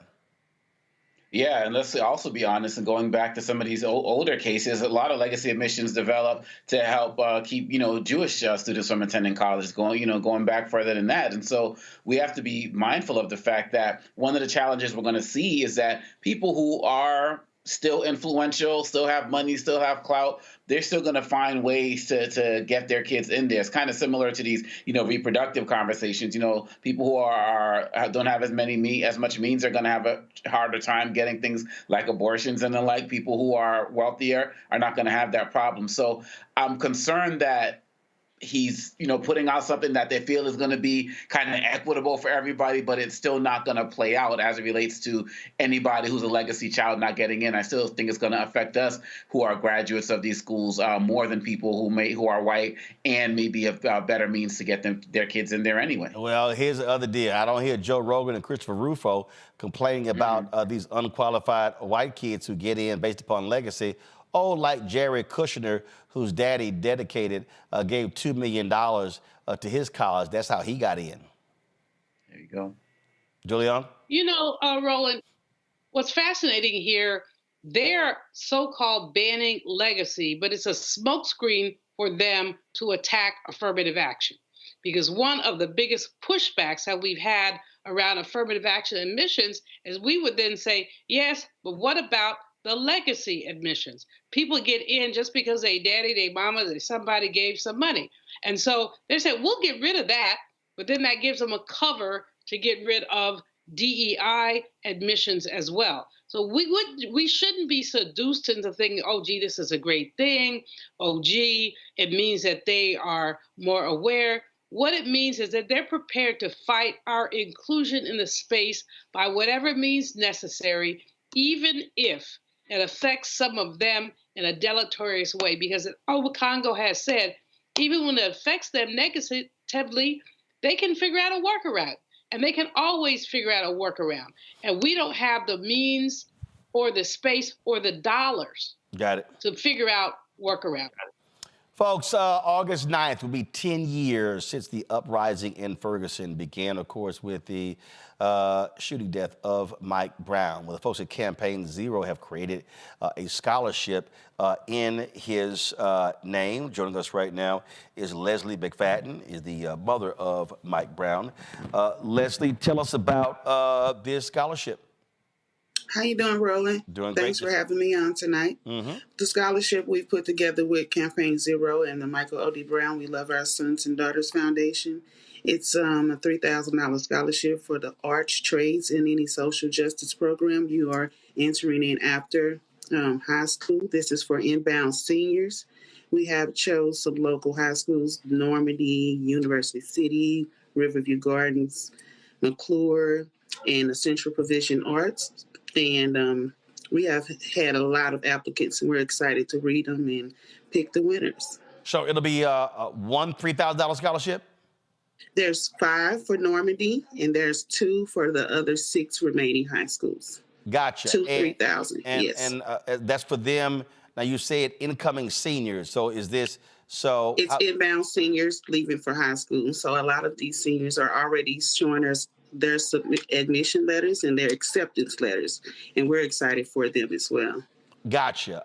And so this obviously, does this apply to community colleges, trade schools? I mean, so who does it scholarship money apply to? It applies to all the above: trade schools, community colleges, HBCUs, and any other college that they've been accepted to. It's for them and where they choose to go. It's their choice, but we want to know that they are going somewhere to support them in their journey. Why these particular focus? Because you said arts. What else did you say? I said social justice, performing arts, and trades. And that's because we need more inclusion in all of those areas, especially from our Black and brown children. Gotcha. Yes. And so it's concentrated on a certain number of schools there in the St. Louis area?